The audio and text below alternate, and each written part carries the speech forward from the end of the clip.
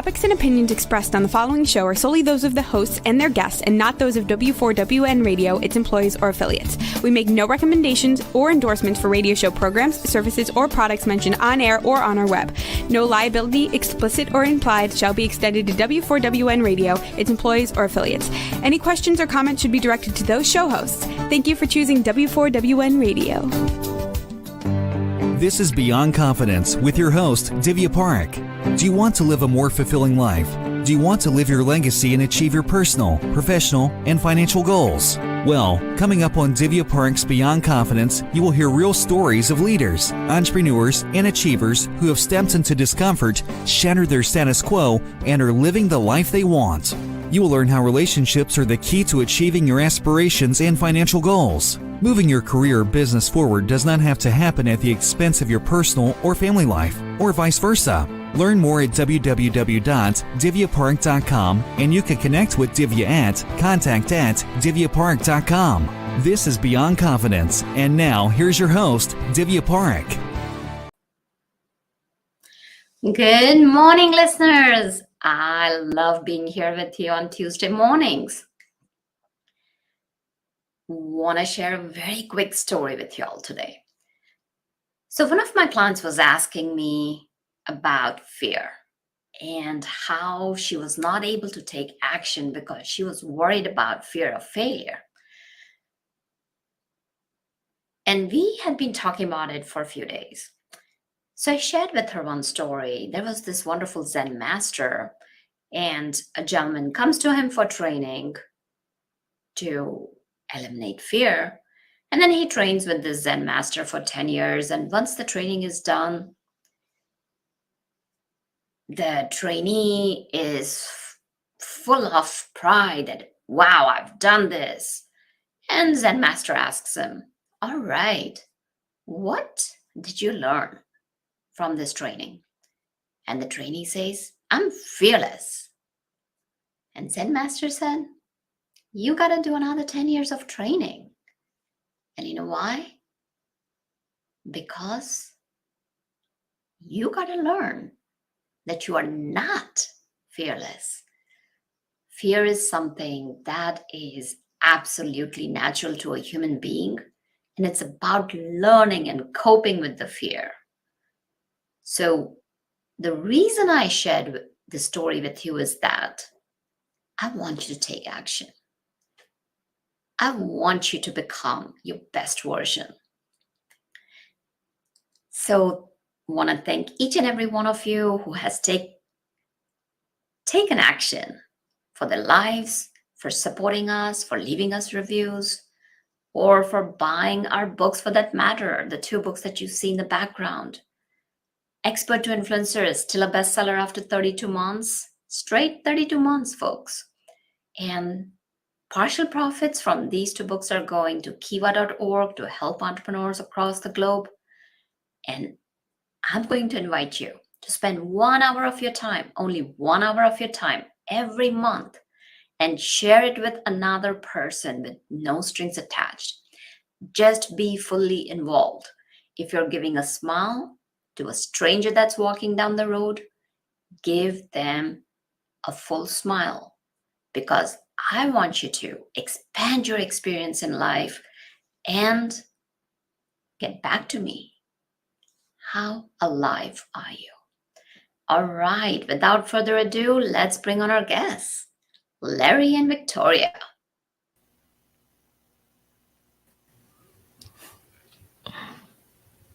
Welcome. Thank you. Good morning. Good morning, and thank you. We're fully alive, Divya. Well, that's awesome, because it's not just about striving to survive, it's about coming fully alive. So let's begin your journey when you were a child. So Victoria, do you recall any moment from your childhood that still stands out for you? I actually do. And it's very aligned with what we're, talking here. I was about a 5-year-old girl growing up in Ukraine. My mom and dad were working. My grandpa was watching me at home.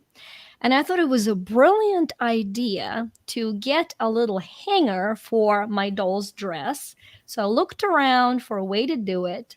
I pulled a metal pin out of my hair and I plugged it into the electrical socket. And I mind you, in Ukraine, it's a 240 amps. So good news, good news.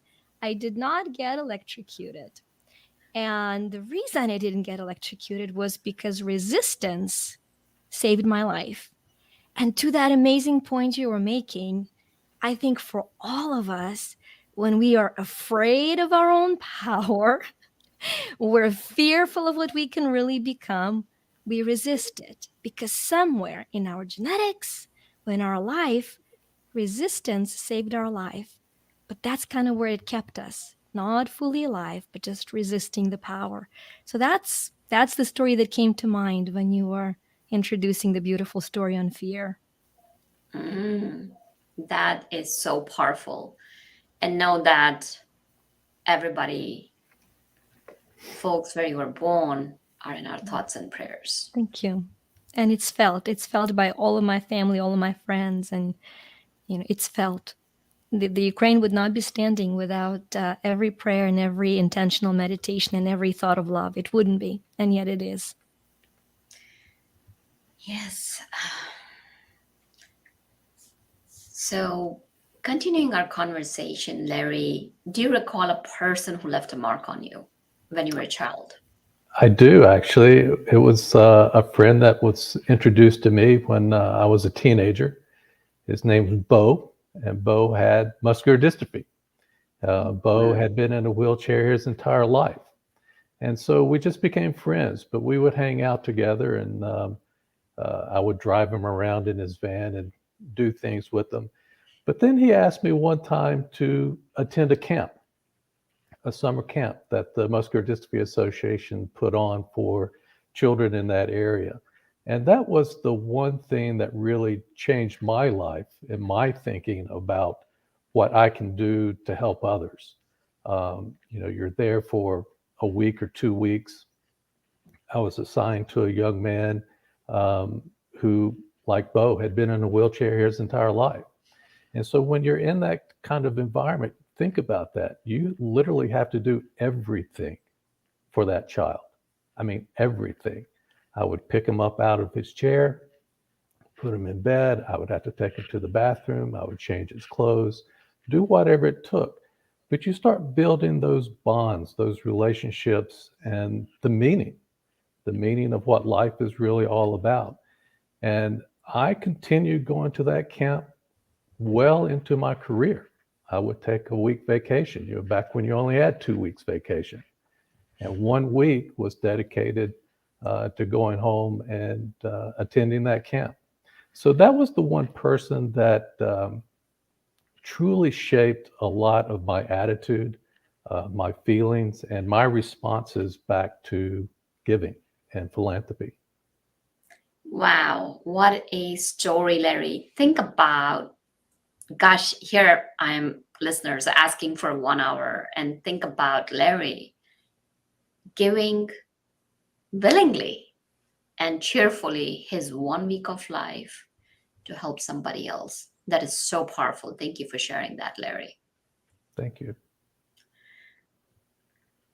So, as your journey continued, Larry, tell us where did you end up in your profession? Well, I ended up in the financial services area. I own a wealth management firm.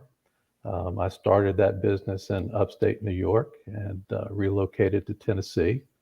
And it was during that time where I had the wonderful opportunity to really work with unique people and manage their finances. Mm-hmm. And And that, go ahead. so what drew you to finances? It was just something I was always interested in. Even in college, I would read the Wall Street Journal, and try to understand business. I was always interested in it. And when I was in New York, I was working for a family business. I was the director of worldwide sales, traveled all over the world. And when I saw some concerns I had with that business, I just literally decided to start this on my own and join Merrill Lynch. And so that was a true leap of faith.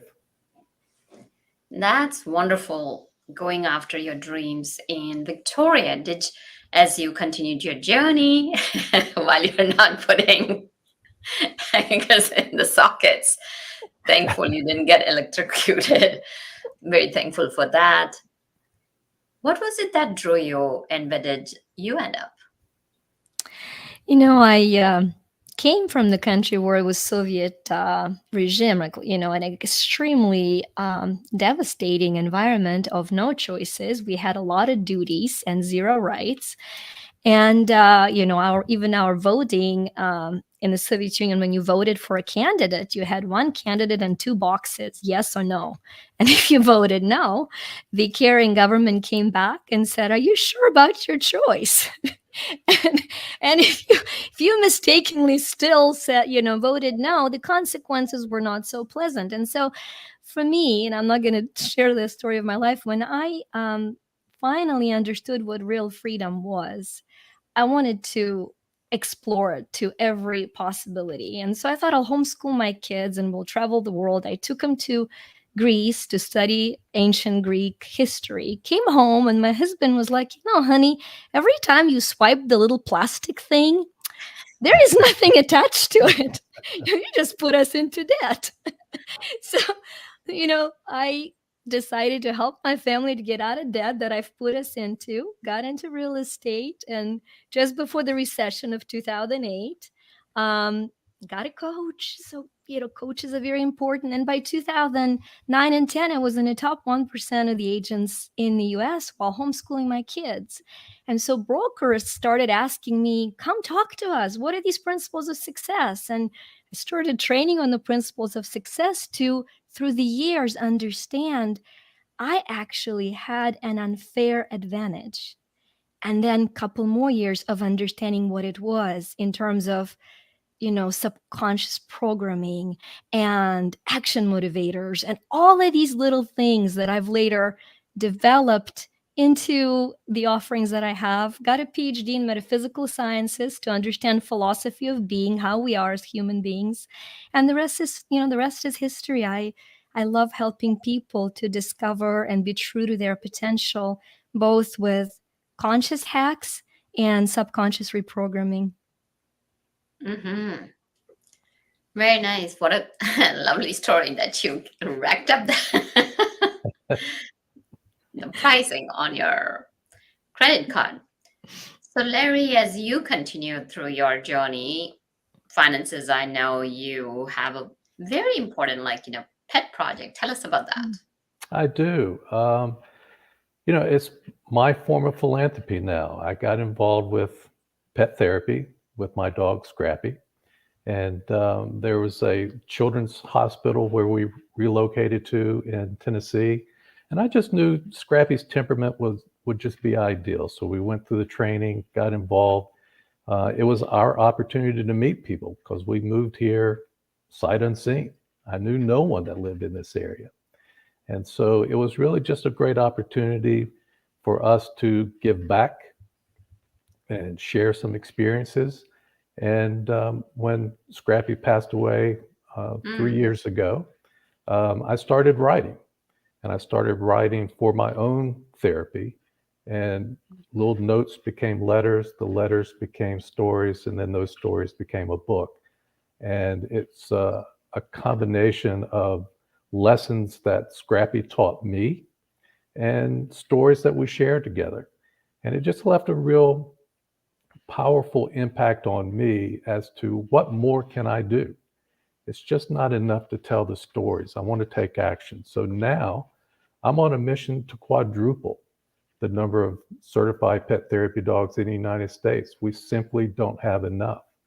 The demand is outpacing supply. So I'm out telling people about pet therapy, what's involved, how do you get certified, But most importantly, I want to share those stories because as a pet therapy team, you're going to experience things that you could never possibly imagine. Some good, some bad. But it's important to understand that because it's going to open your horizons and it's going to make you a better person. Your dog or your pet is going to do things that you could never possibly imagine that they had the power to do. But when you reach out to a child in a hospital bed and they see that dog, the first thing that happens is that smile just comes over their face. They sit up. Everything that was bothering them goes away. Mm-hmm. Oh, that's so beautiful. And how do you get people to say yes? A lot of it has to do with the stories. They Mm-hmm. simply have to understand, and it's a real value proposition because the way I approach it is I want them to understand why I did it. And first, it started with Scrappy because I just knew she was the right fit for what we were trying to do. And then when you share the stories of compassion, love, and laughter, it gets people interested. And then you have to tell them just how easy it can be. And so you just have to kind of hold their hand a little bit, tell them where the resources are to get the information they need to get involved. And then finally, you have to tell them the great thing that they're doing and what you're going to get back from it as a human being and the compassion that you're going to receive and the experiences that you're going to uh, have for yourself. Yeah, absolutely. And we'll come back to those stories again. So think about one or two story to share with our listeners. And Victoria, as you were working through real estate and a couple of other things, you said that you went into top 1%. And one of the things is, Larry, you very nicely mentioned about value proposition, that what is the value another person is going to get from it. Now, as you were doing real estate, share with us how would you convince your buyer to get that home? What was it that you used to create that value proposition? And if they had a no, to bring it to a yes. To be like 1,000% transparent, I didn't convince buyers to necessarily buy a home, right? I just made sure they were saying yes to what I believed with every fiber of my being was the best choice for them. And so I think what happens is that people are much more brilliant and intuitive than we are now busy business life as entrepreneurs, maybe sometimes give them credit for. So I think the only thing you are to say yes to is that at any point in a conversation, you are focusing on saying yes to identifying your client's core need, putting all your energy into identifying their need, and you saying yes at meeting that need with all the skills you've got, and if not, referring them out to somebody who does. All it takes is for you to say that yes, and then you say no to any ulterior motives or any starvation principles that might have been driving you into that survival principles that got you into business in the first place. We're in business to serve. Selling comes secondary. And so that's once you truly say yes to that degree, client will never say no to what's best for them. They know, and they will trust, and they will refer you. I always say I only got the first client by myself in real estate. One, she was a neighbor who took pity on me because I came over and I said, I'm clueless. Prices are falling. Can you please let me learn while selling your house? You're going to be my one and only client. And she said, fine, I'm not in a hurry to sell. Let's learn together. That was my one client. And I didn't know what I was doing. I was learning. But as I was learning, I was saying yes to that commitment. And then she referred me to 3 clients and they referred me. So say yes. Whatever client you have right now, how strong is your yes? Their yes can't be stronger than yours. Well, you are speaking my language because I always say share stories. And educate them after you've understood them, because it's so critical to understand your clients. If you don't understand them, then you cannot serve. And also, one of the best things that happens is that if you understand your clients, you have clarity about who they are and whether you are the right fit to solve the problems. And with clarity comes confidence, and confidence cannot be hidden. Confidence comes through. So if you're serving, you don't have to sell. It's a relationship, things just happen. So, from your perspective, Larry, can you share with us what does closing or how to bring somebody on board with what you're proposing? Give us some insights with a couple of stories. Well, I'll do both. I'll do a business and then a pet therapy story for you as well, because from a business perspective, when I manage assets for clients, I take a little bit different approach. I don't talk about fundamentals of business statistics. I don't talk about earnings reports because they always change and you never know how it's going to impact from one quarter to the next. So my approach is much more technical. I'll bring out a chart. And because the one thing about a chart is that it's going to evolve, but at least you have some direction. You can have some momentum. So you can guide your clients a little bit closer. And I share with them my techniques for interpreting those charts. It's just like being a doctor. And so when you sit down and you understand where you've been and where you hope to go, the client, as Victoria was saying, the client's going to direct you to the actions that you need to take on their behalf. And so it just becomes a much more manageable situation because finances for everybody is a very sensitive issue. You never want to see your account values go down. It's going to happen occasionally, but you can manage it, for me anyway, and my clients, much easier on a technical basis. So when they understand my approach, they're much more willing to work with me because it's something different. They haven't heard that before. So that's one thing. On the pet therapy side, it's, believe it or not, it's a little bit more challenging because as simple as it may seem and as joyous as it can be, it's something unusual in some regards. So what I had to do is do a lot of research. I learned that 60% of universities have pet therapy programs on campus now. It's very limited, but at least they're starting that process because universities are beginning to understand the stress and tensions of students. And so they bring dogs on campus, particularly during exam times, and make the dogs available for the students to come around and just pet on them. Because what happens is your body goes through a medical transformation. A hormone called oxytocin is released, and that release reduces stress, reduces tension, lowers your heart rate, and it just makes you feel better. And that healing process can begin. What I want to do is take that all the way to the elementary level. Unfortunately, we've had some terrible events that closed out the school year in Texas. And children sometimes are afraid to go back to school.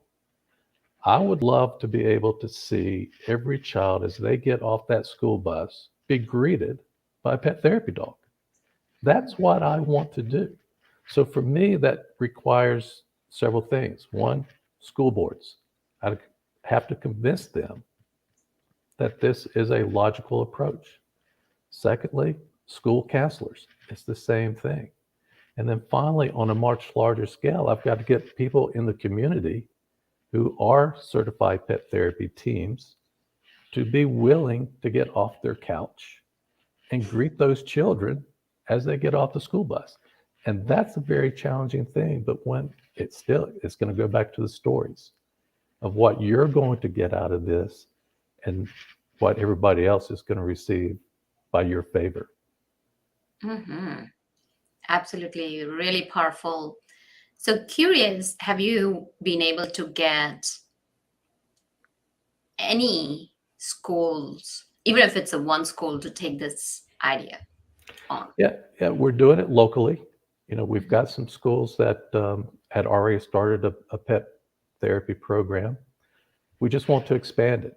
So I'm using their success, telling the stories to the other schools, the other school boards. And again, it's really going to be a matter of getting more pet therapy teams out there. My mission is to quadruple. That's a big step, but you got to take it one step at a time. You just have to keep moving forward. And so that's really where I'm finding the progress is locally, get it statewide, regional, and then we'll go national. Congratulations. The journey of a mile begins with the first step. Thank you. Yes. And when you take that one step, you have an example. And from that one, it's almost like lighting one candle first, and then you light the second one. And then you've got two people taking those one candle each, lighting the others, and then it can definitely spread. So definitely amazing work that you're doing, Larry. That's so powerful. And listeners, you've heard it. Check it out and see if there's any way you can support. And that's why we do these shows, so we can bring you these new initiatives that are going on. Because there's so many times we wake up and all we hear is like bad news, bad news, bad news, bad news. And a day goes on, we become jaded. And it's almost like, okay, things happen and we become numb to things. So instead of becoming numb, there are so many things that can be done. So powerful, Larry. I congratulate you and acknowledge you for doing what you're doing. Thank you. So, Victoria, as you have continued in your journey, share with us, what are the subconscious, if you were to tell our listeners 2 or 3 things that they could implement straight away Beautiful. to change that mindset or to change that subconscious belief that gets in their way? Would love to share. And one of them, go on Larry's site and become a dog therapy participant. I have 3 dogs and a cat. My husband will not allow for any more pet activity. We're actually rehabilitating the dogs and cats, and it works. But shifting to how our subconscious works, and I had a client that came over for a session a while ago, and she said, I'm struggling with making a commitment. I either overcommit and then I can't keep it all up and I feel horrible about myself, then I don't commit at all. Or because I'm in that recovery mode of, if I overcommit, I will let people down, I just don't commit at all. And as I started looking at a lot of the students and clients I've worked with, a lot of us fall into one of those 2 camps. And they're 2 very powerful subconscious programs. Either I seek self-worth through overcommitting, or I protect and preserve self-worth through lack of commitment. So studying that, something gorgeous came through, especially in the framework of, what we're talking about, is that it's who do you say yes to? Meaning there is a scared part of you. All of us, like Divya so beautifully mentioned, have fears. And even the word fearless means fearing less. It's not fear zero. I mean, so all of us have parts of us that are scared. I call it our scared self. And then all of us have parts that are powerful, that are brilliant, that are empowered, and I call them our sacred self. Now, when you look at the 2 words, same letters, one letter shifts its placement, and that letter is C, the letter of commitment. So 3 very practical ways for you to take that action is, number 1, awareness. Be aware what you're experiencing. Which part of you are you committing to? Are you fearful? Are you scared of taking an action because it can backfire?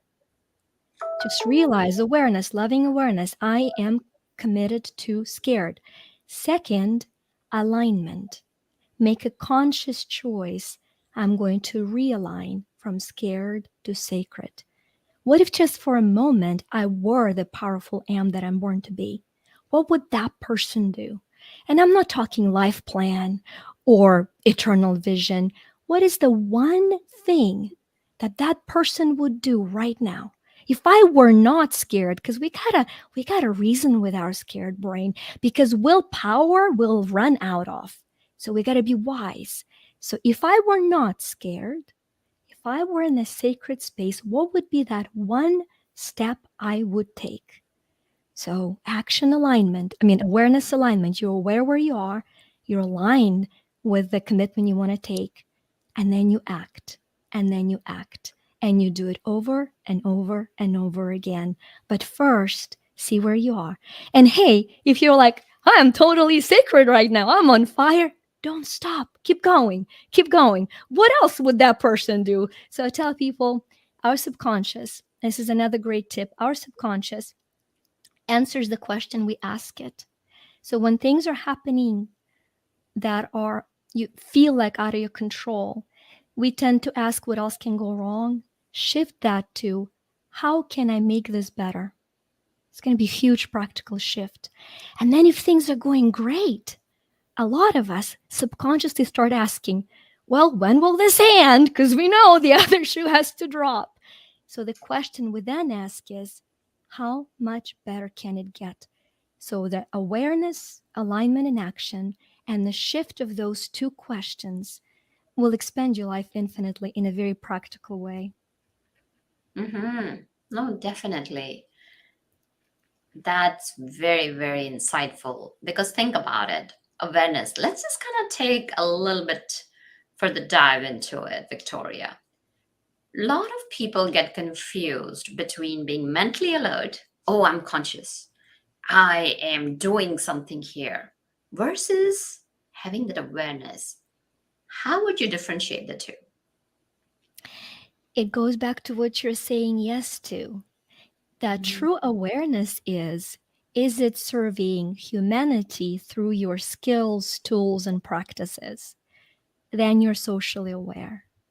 Or are you excited for something that will get you ahead? The globe is stepping out of getting ahead into collaboration joyfully, and that is the awareness we're all invited into. So as you're excited, as you're so excited and it looks so good and nobody thought about it before, there might be a reason why nobody thought about this before. Right, there might have backfired. So as you're in that excited state, pause, go back to aware and say, does it serve me and the world? Am I being a profitable servant? Am I of profit to humanity in addition to making profit from humanity? And that'll bring you into full awareness of your intention. It really will. Mm-hmm. And that was the point I did want to bring to our listeners, is because so many times you may think about that, oh, yes, I'm focused on my goal. Yes, I am staying the course. Yes, I'm committed. I'm clear about things. Then all it's doing is it's just being in service of yourself. And it's good. As you mentioned, Victoria, it's important to be in service of yourself, be profitable, and at the same time, be profitable to humanity, to your clients, and making sure that whoever you're serving, you are in service of others, where it's for their good. It's not just about making money from them, it's about exchanging value. It's never about money. You may think about it's money, it's not. When you are providing value and delivering more than what's expected, you will find that it turns into relationship. It becomes a lifelong friendship. It goes way beyond than just having that transaction. You're able to create transformation, and that's so much more important. And coming back to you, Larry, as you have gone through pet therapy and worked with so many different people, and you're on a journey of expanding it to students, it's so powerful. Do you have any stories that you can share where you have seen impact firsthand? Yeah, I mean, there's so many that I could share with you when Scrappy and I would go to the children's hospital. Um, and just to kind of put things in perspective, our normal routine we would always start at the nurse's station. So we did that for a couple reasons. One, the nurses needed some time. They needed Mhm. time with Scrappy too. They're dealing with so much on a daily basis that they need time to kind of decompress. And that's the beautiful thing about pet therapy. It just takes you away from whatever it is that you're dealing with at the moment. But this one particular time, we were at the nurse's station and you could hear a child crying from around the corner. Mm. And before we got started with our visitations, a nurse came around the corner who Scrappy and I knew. And she said, "Could you start with us first?" So, of course. So we got our list of the room numbers that we were supposed to get for visitations. And so we went around to this little room first. And we knew this young boy, and we had visited with him many times, and he was just bawling because Mm. he was about to get his chemotherapy treatment. Oh. And so he knew what was about to happen. And Mm. so he was sitting on the bench. His mother was in the room with him. And Scrappy and I just went in and we just sat down with him. Scrappy was in between us.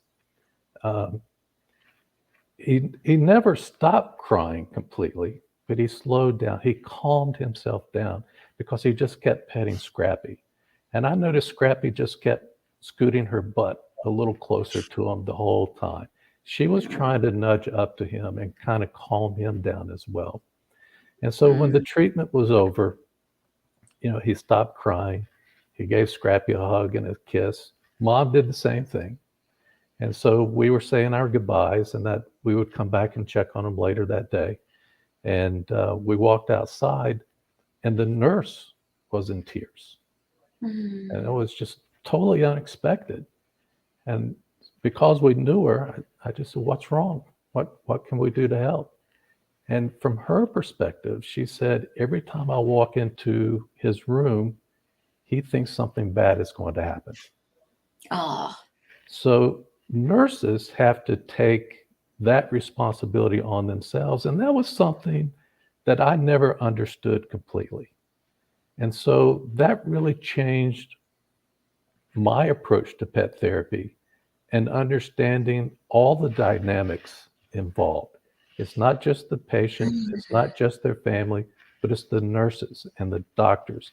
They have to deal with some of the negative impacts. And pet therapy was a beautiful way of allowing them the opportunity to have that small amount of pleasure, that small amount of relief from the pressures that they have to deal with every day. And that's a story I'll never forget. Oh, that's beautiful. And it goes a long way. And I want to take a moment and acknowledge our health heroes. They have been there on the front lines. And for that Absolutely. matter, everyone who's been on the front line through the tough times we have been. So thank you, each and every one of you, whether you have been there in the groceries giving us or whether you've been in any service, you've been in the front line. I want to thank you on my behalf as well as my listeners' behalf for whatever you've done to keep this whole human society running. So thank you. And thank you, Larry, for the great work you are doing. So, Larry, if anybody were to reach out to you and learn about this, where could they find you? Or anything else you'd like to share? Yeah, no, the easiest way to do it is go to our website. It's A Tale of Love, TAIL. It's the name of the book. And in there, you'll find resource tabs so that hopefully some of your listeners will think about pet therapy as their form of philanthropy going forward. We've got the resources in there for the different organizations that train your dog and you as well, because you are a team. And so just click on there and get that information. And then you can also find a free sampling of what the book is going to entail. It's called Life Lessons. And so you can actually read what those life lessons are that Scrappy taught me. Oh, wonderful. Thank you for sharing. And Victoria, how can people find you and learn about different ways to turn their no into a yes? And when I'm talking about just not having somebody else say yes to you, it's about you saying yes to yourself. It's about you saying yes to the things that are right for you. I think the easiest way is to come to the website. We have all of our information and both our free and paid services there at yu2shine.com, u2shine.com. And for anybody who wants to explore the powerful subconscious shifts through a phenomenal program we call Quantum Freedom, if you study, if you read, and it resonates with you that that program is for you at this time, at any point, it's never too late. Don't believe in fear of missing out. At any point, today or in 5 years, as long as the program is going, if you put the coupon Beyond C30, which is for Beyond Confidence 30, for this amazing program that Divya's created, you will get 30% off that program to join our Quantum Freedom family. So as a thank you for allowing me to share this conversation. And Larry, not only you'll never forget that story, I'll never forget that story. Professionalism aside, snot and tears, this has been a gorgeous morning, Divya and Larry. Oh, I'm never going to forget that story either. So close to my heart. And that's my whole goal in next 10 years, to impact 1 million people, and I can do it myself. Think about it. That's where, folks, we can all come together. Think about, now you have learned about Larry's stories, you have learned about Victoria's story and how that has impacted us. And one person impacted is too many. And why do I say that? Because when you're impacting one person, it's not just that person, it's his family around him, it's his friends around him. And there are scientific studies that have shown that happiness is contagious. So never underestimate the power of impact you can make, even if it is 1 hour, even if it is 1 hour a month. Give that time, because today we have talked about a lot of giving and serving, and we need that during these times. So just be open, be curious, and always remember you got so much more to offer. So Larry and Victoria, thank you so much for joining us. We had a great conversation. I enjoyed it, and I appreciate both of you for the work that you're doing. Thank you for having us. Thank you very much. Absolutely. Thank you, listeners, for joining us. You are the best. Without you, the show would not be possible. And thank you, Larry. And thank you, Victoria. And also, last but not least, Juan, thank you for making this show technically possible and keeping it seamless.